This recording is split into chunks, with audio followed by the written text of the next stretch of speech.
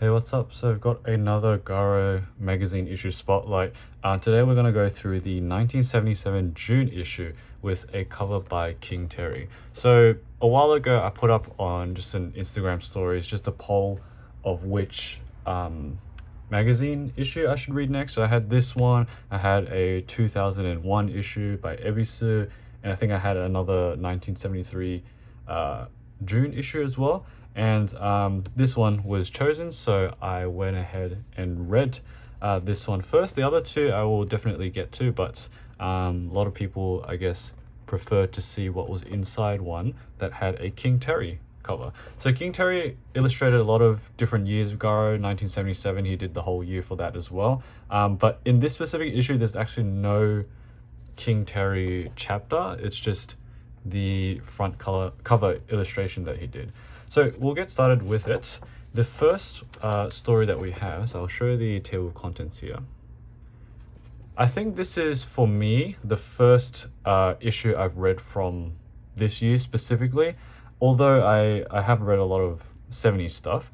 But this is a bit later on where, because recently I've been reading a lot of the 73 issues that had people like Hayashi and like Sasaki Maki and all of that. This issue has kind of, you can see some of those artists in there, but 1972, 1973 was the time where Garo had ended its long-running series. So like Kamuiden had already ended, and Mizuki Shigeru's long-running series in there as well had ended. So it's like a kind of shift in the magazine to other things. And so what we start off with in this first story, we've got in color. This one is, I'm not sure what it actually translates to, but it's called Mube Saku Kana by Oji Suzuki. And something like Let It Bloom, I believe it is what it can be read as. But this one here is following a boy by the name of Takashi and his grandma. So it's a very reflective sort of story. There's no real plot to it, which is characteristic of Suzuki anyways. And so we get these interesting paneling choices where it's just very standard rectangle or square pages. But yeah, it's quite a short one. Didn't really know what to make of it too much because it was quite short and reflective, but very nice to see a color version of Suzuki stories. So we've got some advertisements. This is for Hanawa, this is for Susumu Katsumata. Then we've got some articles here with some photography. So overall, this wasn't my favorite issue. There were a couple of standouts in here, but a couple that I'm quite used to already. So the next story is by Akasegawa Genpei, and this is titled Letter from an Eyewitness. And it's actually been collected in The Legend of the Flying Saucers tankobon. So I still haven't read this yet. So it does say here it's a number 3. I am not entirely sure whether the stories in that tankobon are all continuing and like a part of a whole story, or if they're just one-shots. But at least with this one, it's... Oh, I should have... I forgot about the bookmark there. Can't really show that page, but it's following like this horse humanoid character that's... yeah, I can't show that page either. I guess it's satire on involving censorship of sorts, going to another planet. So that's the horse character there. Very surreal drawings.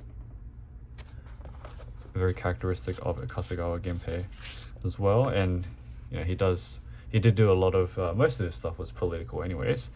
So we see that here in this story. And then after this, I'll just show what it looks like in the tankobon as well. Very cute aliens as well.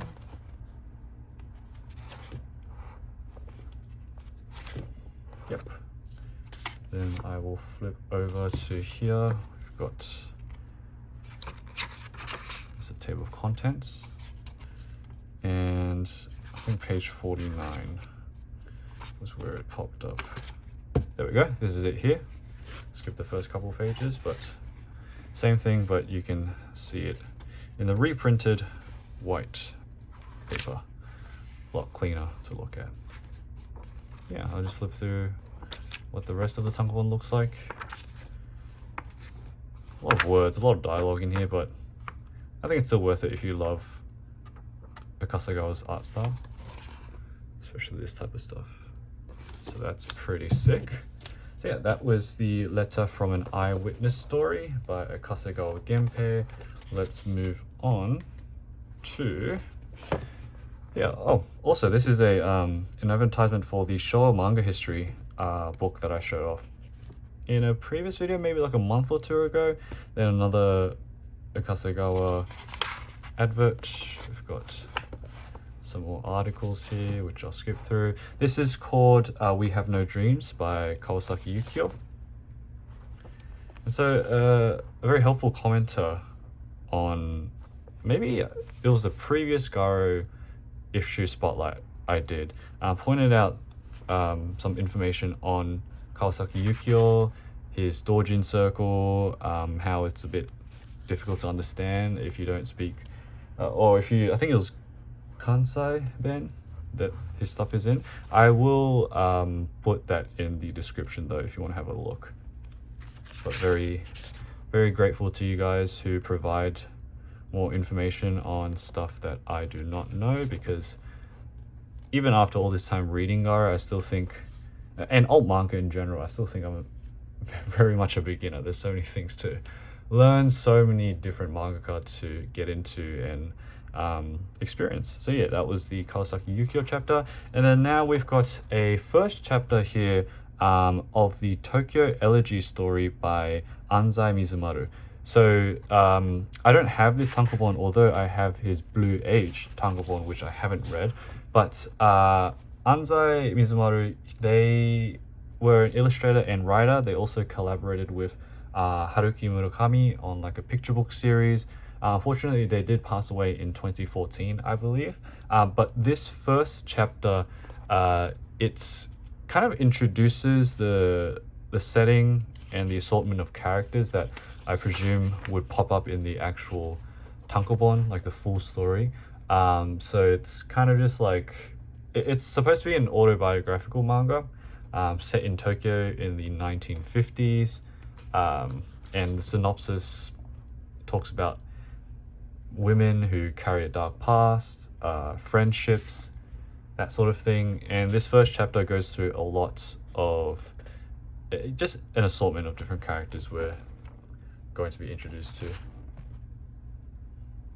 So I really do like Mizumaru's style. It's very simple, like bordering on heta-uma. The first time that I ever encountered his stuff was actually in a 1975 issue, my second ever Garo issue read, actually. The first time I saw his works, I didn't understand it at all, but I really did like the art style, so that's why I picked up his Blue Age work. But yeah, that is that story there. I'm not really in a rush to get Tokyo Elegy from him. From what I've seen, it's a bit on the expensive end. And since I haven't really read Blue Age either, yeah, it's not too much a priority. I might get it after, but that might be a little while later. Alright, so moving on. This one is a pretty cool one. It's a manga that you may be familiar with already if you've been watching this series or just read Garo in general. But this is a story by Sasaki Maki over here called The Way of Captain Scat. So the reason why this is pretty cool for Sasaki Maki, it's drawn in a style I've never seen him draw in before. It's essentially just the adventures of Colonel Scat. And he's like traveling the southern hemisphere. But this is very dialogue heavy, as you can see here. And it's kind of told in like a, I don't know, like a picture book sort of style. And, you know, when you think of Sasaki Maki, you think of the nonsense manga that he's most known for. And I believe, I will have to check, but he didn't always start off with nonsense manga. I will have to clarify with that and put that in the notes, but this could be an example of that. So lots and lots of dialogue, fighting giant squids, different sea creatures and all that. So if I didn't say, because I've been thinking, like, if I opened up this chapter without knowing who it was, would I be able to figure out that this was Sasaki Maki? And I guess some you can see in the facial designs, this looks very much like Sasaki Maki, but other stuff, I don't think you'd be able to tell that much. Like, for example, these sort of images here would be hard to tell without context who the mangaka was. So yeah, that was the the Way of Colonel Scat. I think it says, like, towards the end, if you see him in the southern hemisphere, say hi, give a hello. But at the end here, it's like a little notes section appendix for the series. So there you go. That's a pretty unique one for Sasaki Maki, I would say.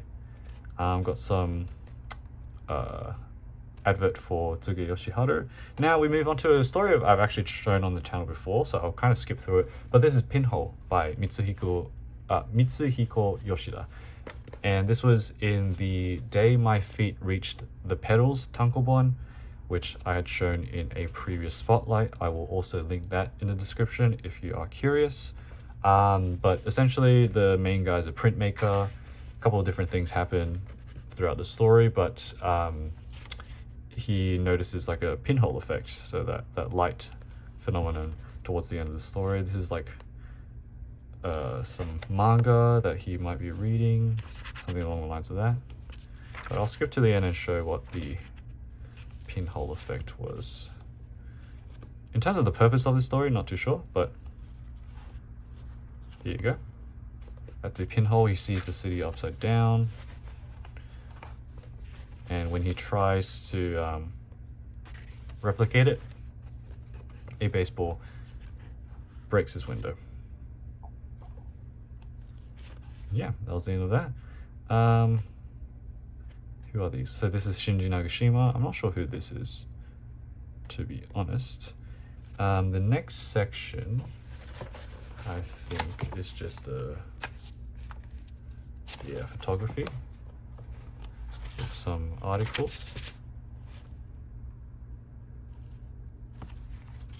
Showcase the pictures here. I don't know who these people are, to be honest.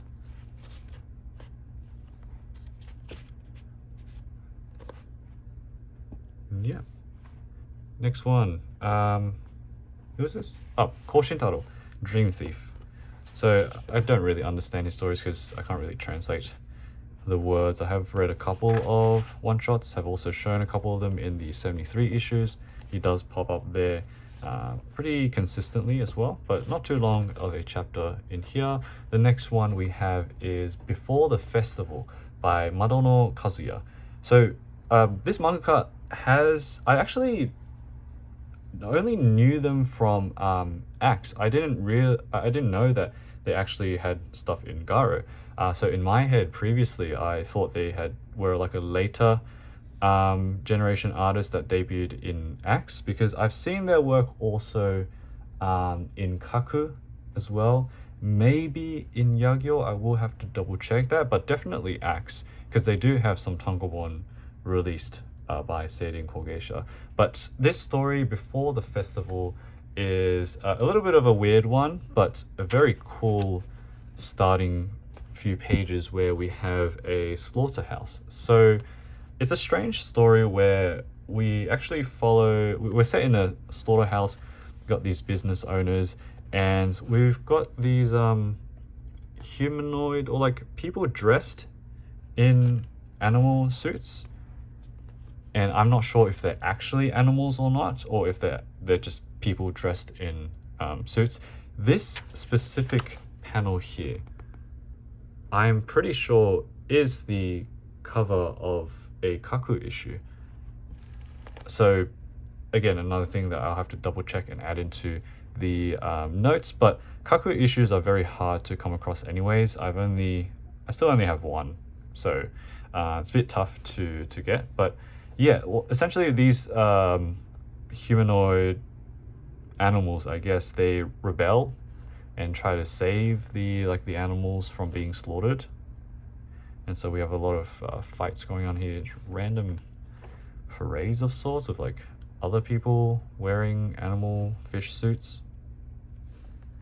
And yeah, that's the end of the story there. They get captured, but they escape. It's a pretty simple one, but favorite part of it was that these opening 2 pages, very dark ink across these panels.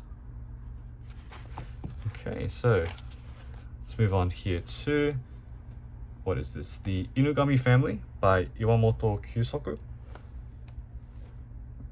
An odd one, which is, you know, what Iwamoto is kind of known for anyways. I don't really know what happens in here, but it is titled the Inugami Family, so something to do with them.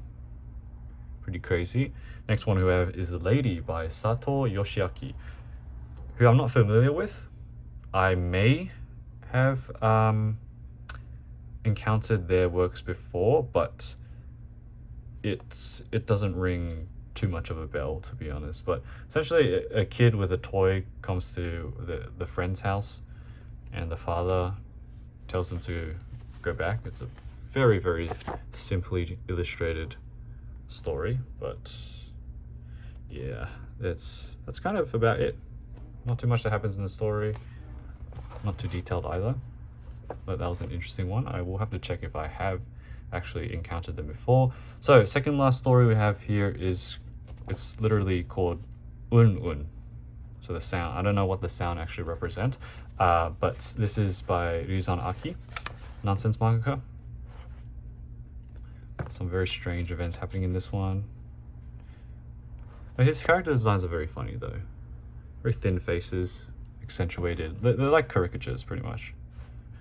Got them like floating in here for some reason. Very detailed for a Ryuzan Aki panel, to be honest. Because typically you don't have too much ink on his pages. It's still very busy, but not as ink heavy. So yeah, that was that. And the last story we have is called The Boy's Journey by Murano Moribi. First time I've ever heard of them. They were an anime director and animator.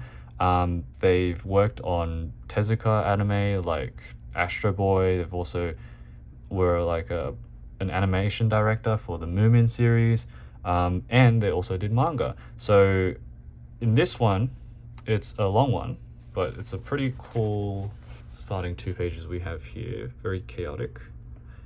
But we follow this boy who, at the start of the story, gets treated pretty badly by their workmates. And a lot of it is just following his life, his difficulties of moving to Tokyo, I believe, and just working. So he's pretty depressed all the time.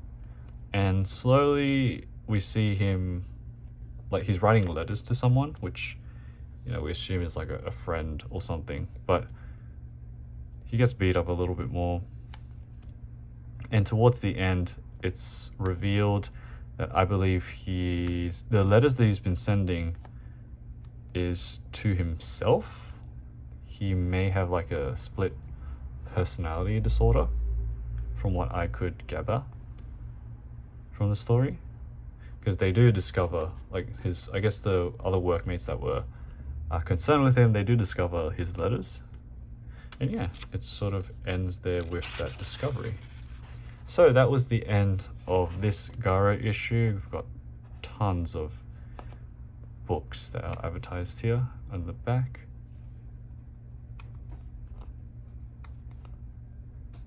And this one, I will have to check what this is specifically. Maybe this is like a fan thing, fan drawings and stuff. And there we go. That was the end of that issue there. So 1977 June, my first issue from this year specifically. Overall, a decent issue. Some great chapters, some that were pretty standard, I would say. But I think I do have a lot more 1977 issues. I do definitely have a lot of issues that have King Terry covers. I just haven't really gone to read them yet because I'm still trying to focus on finishing the 1973 issue. I will quickly grab that issue now.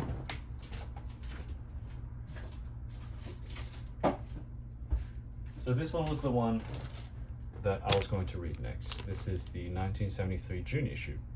So this one will most likely come next. It has the Hanawa Kazuichi chapter.